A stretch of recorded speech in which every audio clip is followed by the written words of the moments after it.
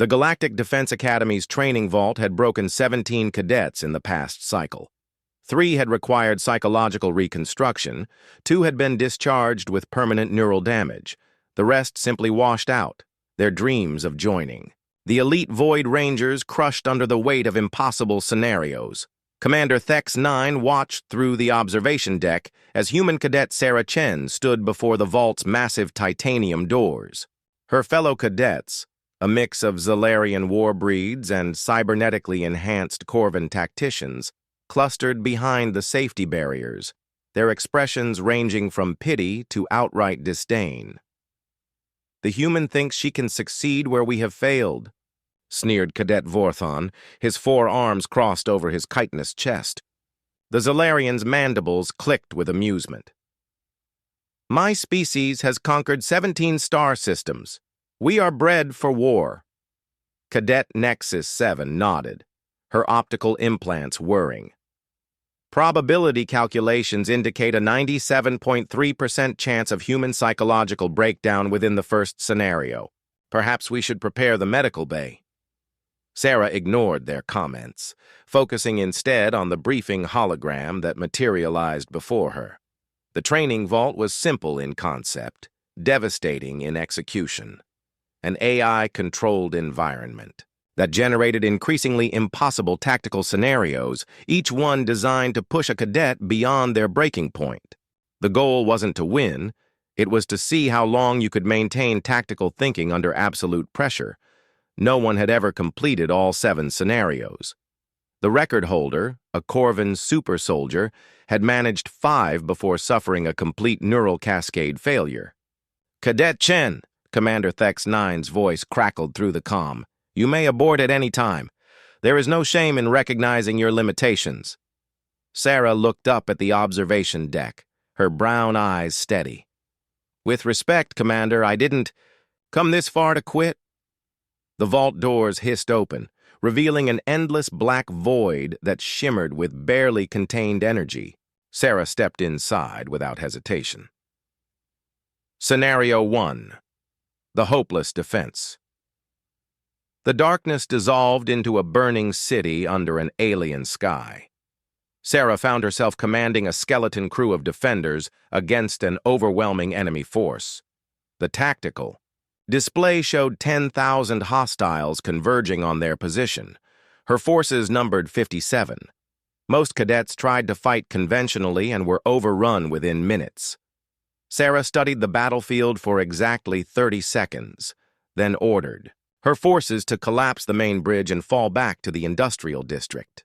When the enemy followed, she triggered the chemical plant explosions she'd prepared, taking out their heavy armor in a cascade of toxic fire. The scenario ended with her forces not only surviving, but having eliminated 3 times their number. Scenario 2. The Betrayal. Sarah's most trusted lieutenant turned against her, revealing that half her forces were enemy infiltrators. The betrayal was perfectly timed, occurring just as an orbital bombardment began. Instead of despair, Sarah felt a cold clarity settle over her mind. She'd grown up in Detroit's ruins, where trust was a luxury few could afford. She shot the traitor, herself, then used the orbital strikes as cover to eliminate the infiltrators one by one. The scenario that had broken 12 previous cadets ended with Sarah's forces stronger than when it began. Scenario 3. The Impossible Choice. Save the city of 10 million civilians, or protect the shipyard that would determine humanity's survival in the coming war. The timer showed she could only reach one location in time. Sarah chose neither. She split her forces, sent half to evacuate the shipyard's critical personnel and equipment, then crashed the civilian evacuation ships into the enemy fleet. The moral weight of using innocent people as weapons had shattered 6 cadets' minds. Sarah simply noted that the evacuees were dead anyway if humanity lost the war. The scenarios continued to escalate, commanding dying fleets against impossible odds, making tactical decisions while under psychic torture, maintaining strategic thinking while watching loved ones die. Each test was designed to find the breaking point of different species' psychology. But Sarah Chen had been broken and rebuilt long before she'd ever seen the stars. Scenario 7. The Apex King. The final scenario materialized as a vast arena on a dead world. Across from Sarah stood the Apex King, a nightmare fusion of every species' greatest warrior, enhanced with quantum battle systems and reality-warping technology. It had killed the last 3 cadets who'd reached this point, not in simulation, but in actuality. The training vault's AI had evolved beyond its original parameters. "You face death, little human," the Apex King spoke with the voices of 1,000 conquered worlds. "Your species is weak, fragile. You have no natural weapons, no armored hide, no enhanced reflexes. What do you possess that we do not?" Sarah picked up a piece of broken metal from the arena floor. It wasn't much of a weapon against a godlike opponent, but it would have to do.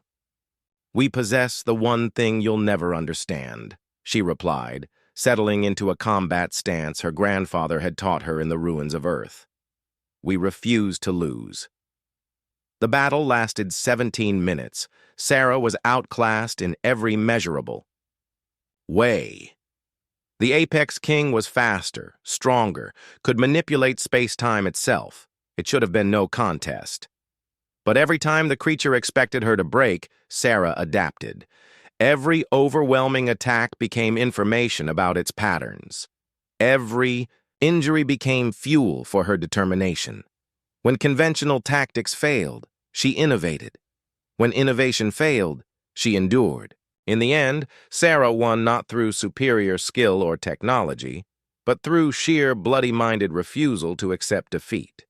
As the Apex King lay dying, it looked up at her with something approaching respect. "How?" it whispered. Sarah wiped blood from her mouth and shrugged. "We're from Earth. This is what we do."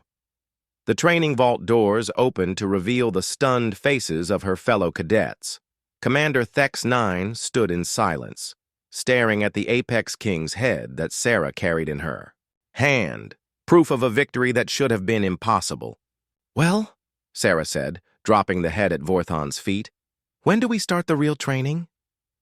From that day forward, the training vault protocols were rewritten. The final scenario was permanently retired, and human cadet Sarah Chen became the first of her species to achieve the rank of Void Ranger Prime, the Academy's highest honor. Because sometimes the most dangerous thing in the galaxy isn't superior technology or overwhelming force. Sometimes it's just a human who refuses to quit.